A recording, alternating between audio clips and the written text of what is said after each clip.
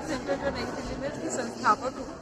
और ये जो आप एग्जीबिशन देख रहे हैं जिसका नाम है Vaidehi Sita beyond the body, ये एक जो पूरा इंटरनेशनल देश के कोने कोने से, उत्तर भारत, दक्षिण भारत, पूरा पश्चिम, हर प्रांत के एरिया से लोगों ने पार्टिसिपेट किया। और पूरे विश्व के आर्टिस्ट ने, जैसे हमारे पास entries Malaysia, Canada, Singapore, Nepal, USA, इन सब से एंट्रीज आई इस कॉम्पिटिशन की।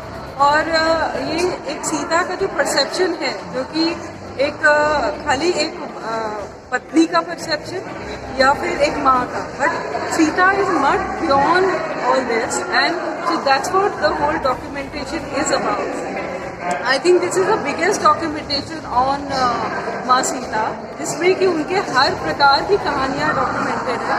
और सभी इसमें और भी बहुत इंटरेस्टिंग है कि जो इस कंपटीशन में हम लोगों ने 13 लोगों को चुना, 3 लोगों को लाइफ टाइम अचीवमेंट अवार्ड दिया। जो आप मेरे पीछे देख रहे हैं गोपाल शाह जी की पेंटिंग है, जो कि करीबन 90 वर्ष के आर्टिस्ट हैं। और हमारा ये प्रयास था कि जिन मास्टर्स को इनकी पेंटिंग पूरे विश्व में, बिमला दत्त जी, एस.सी. सुमन जी नेपाल और गोपाल जी को हमने लाइफ टाइम अचीवमेंट अवार्ड दिया।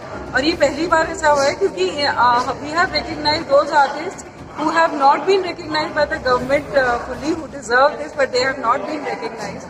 And इनकी पेंटिंग विश्व के हर म्यूजियम में है, वो भी एक बहुत इंटरेस्टिंग बात है। ये एग्जीबिशन करने का ये था कि जो अभी तक ये आज तक की पहली प्रदर्शनी है, जो एक प्रॉपर प्रदर्शनी कभी भी इस एरिया में नहीं लगी थी, तो हमारा वही प्रयास था कि हम लोगों को एक जगह पे इकट्ठा करके दिखाएं।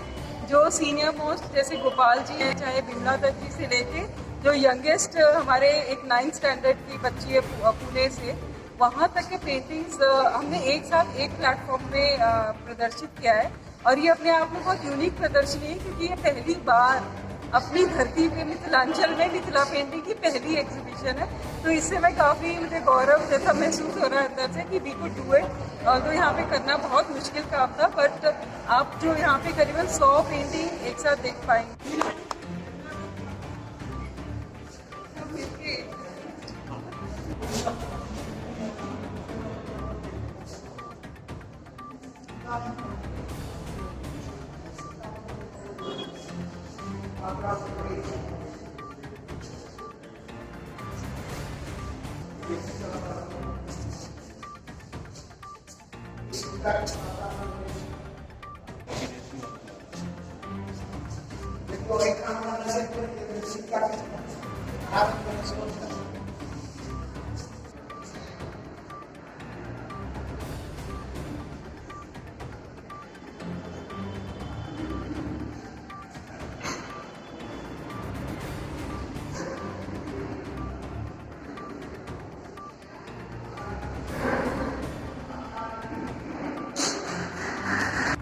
इस प्रदर्शनी को देख करके काफी अभिभूत हूँ, क्योंकि सीता के संदर्भ में तो बात बहुत सारी होती रही है, लेकिन सीता समग्रता में, यानी सीता का जो विविध स्वरूप है, उनकी जो विविध छवि है, उनके भीतर जो निहित गुण, उन गुणों को एक साथ सहेज कर, एक साथ समेट कर, एकत्र भाव से इस प्रदर्शनी में रखा गया है।